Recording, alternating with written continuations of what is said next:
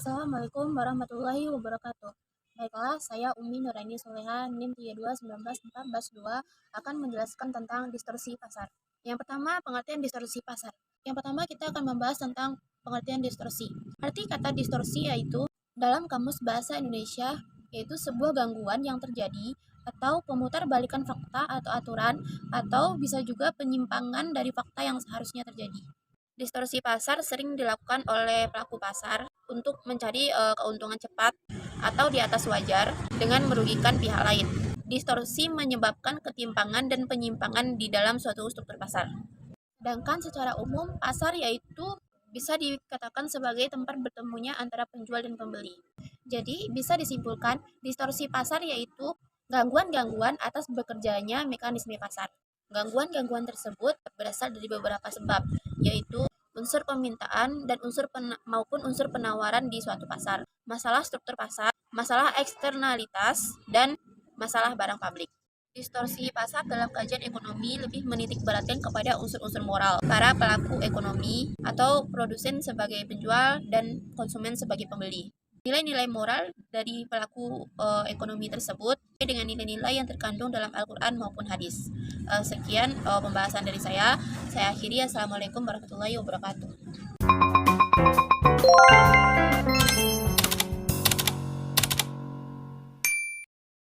Assalamualaikum warahmatullahi wabarakatuh. Baiklah, saya Nisi Safitri, NIM 32194143. Di sini saya akan menjelaskan tentang distorsi pasar permintaan atau dalam bahasa Arabnya kita sebut juga dengan bai' an-najasi.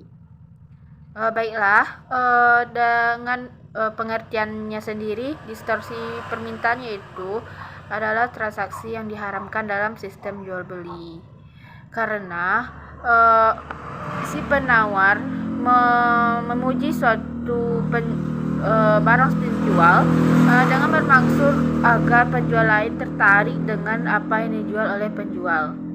Dalam hal ini, si penawar ini terpaksa untuk membeli barang si penjual karena untuk mendapatkan suatu keuntungan yang sudah disepakati sebelumnya antara si penawar dan si penjual.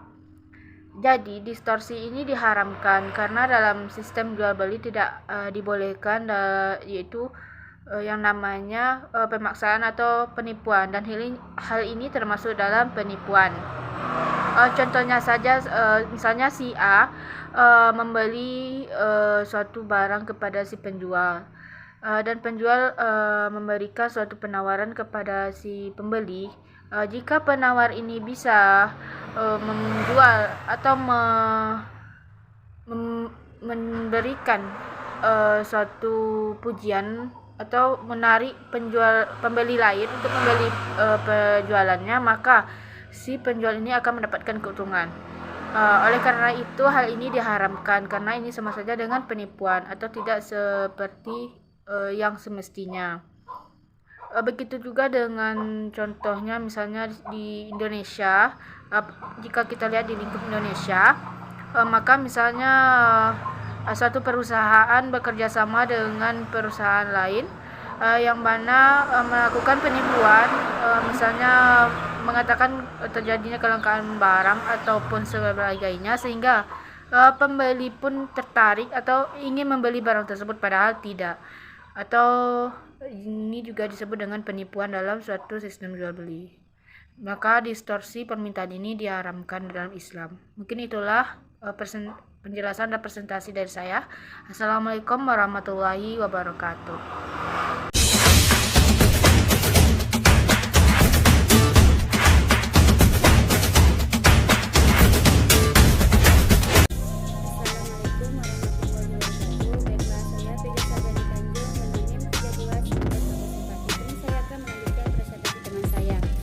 Kedua yaitu tikar atau distari penawaran.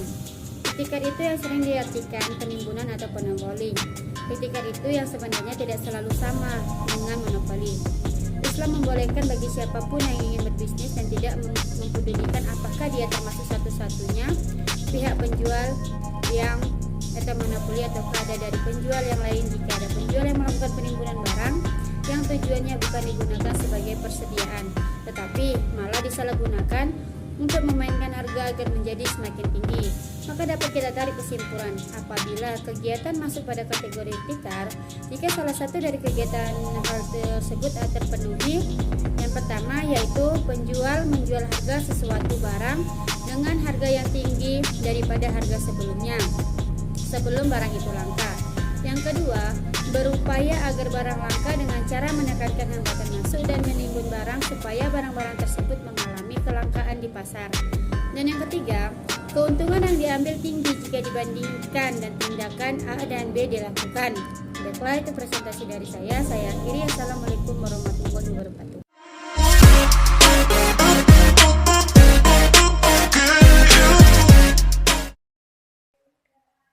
Assalamualaikum warahmatullahi wabarakatuh. Perkenalkan, nama saya Rahmidatul Anissa, NIM 32191446, ingin membuat video mata kuliah Ekonomi Mikro Syariah yang berjudul Distorsi Pasar. Tadlis. Tadlis merupakan kondisi di mana satu pihak tidak mengetahui kondisi yang sebenarnya sehingga pihak yang mengetahui informasi memanfaatkan kondisi tersebut untuk mendapatkan keuntungan dengan menipu pihak yang tidak tahu. Tadlis ini terjadi karena ketidakjujuran di antara pihak yang melakukan transaksi. Adapun bentuk-bentuk tadlis, yang pertama tadlis kuantitas. Ialah penipuan yang dilakukan oleh penjual terhadap jumlah yang akan diterima kepada pihak pembeli. Misalnya, pedagang yang mengurangi takaran atau timbangan barang yang dijualnya, seperti beras yang ditimbang mestinya 1 kg, ternyata kurang dari 1 kg. Yang kedua, tadlis kualitas, yaitu menyembunyikan kualitas barang yang buruk atau cacat pada suatu barang yang tidak disepakati oleh kedua belah pihak. Misalnya, pedagang buah yang menyembunyikan sebagian buah yang kurang bagus dan dicampurkan dengan yang bagus supaya cepat terjual. Sekian dari saya. Assalamualaikum warahmatullahi wabarakatuh. Baiklah, Assalamualaikum warahmatullahi wabarakatuh. Sini saya akan melanjutkan materi dari rekan saya, yaitu yang ketiga, tadlis harga. Tadlis harga adalah kegiatan menjual barang yang harganya lebih rendah atau lebih tinggi daripada harga normal atau harga yang ada di pasar dikarenakan penjual atau pembeli tidak mengetahuinya. Yang keempat, tadlis waktu penyerahan. Tadlis ini dilarang dikarenakan termasuk penipuan waktu. Seperti contoh, jika penjual sudah mengetahui dan dapat memastikan bahwa barang tidak dapat diserahkan esok hari, tetapi penjual tidak berjanji bahwa barang selesai esok hari. Terus yang D, takrir. Dari bahasa Arab, yaitu gharar, yang berarti akibat, bencana, bahaya, risik, dan ketidakpastian. Dalam fikih muamalah, takdir berarti melakukan sesuatu secara membabi buta tanpa pengetahuan yang cukup, atau mengambil resiko sendiri dari perbuatan yang mengandung resiko tanpa mengetahui atau memikirkan konsekuensinya. Baik, sekian dari saya. Assalamualaikum warahmatullahi wabarakatuh. 8. Kali ini saya akan menjelaskan tentang macam-macam dari takdir. Ada 4. Yang pertama, takdir kuantitas. Contohnya seperti ketika penjual membeli seluruh hasil panen mangga pada saat buah mangga belum matang atau masih mentah. Yang kedua, takdir kualitas. Contoh dari takdir kualitas adalah apabila seseorang menjual anak sapi yang masih belum lahir dan juga masih ada dalam kandungan induknya. Yang ketiga, takdir harga. Contohnya, jika penjual mengatakan bahwa harga jual blender 200.000 jika dibayar secara tunai 300.000 dan jika dibayar secara kredit 3 bulan. lalu pemberi menyetujui hal tersebut. Yang keempat itu takdir waktu penyerahan. Contohnya, Ani kehilangan motor Vario dan ternyata Zulfa sudah lama menyukai motor Vario milik Ani. Dan karena itu ia menginginkan untuk membelinya. Akhirnya Ani dan Zulfa sepakat. Ani menjual motor Vario yang hilang itu kepada Zulfa seharga 13 juta. Harga pasar motor Vario tersebut adalah 15 juta. Motor Vario tersebut akan segera diserahkan sesudah ditemukan. Mungkin itu penjelasan dari macam-macam takdir dari saya.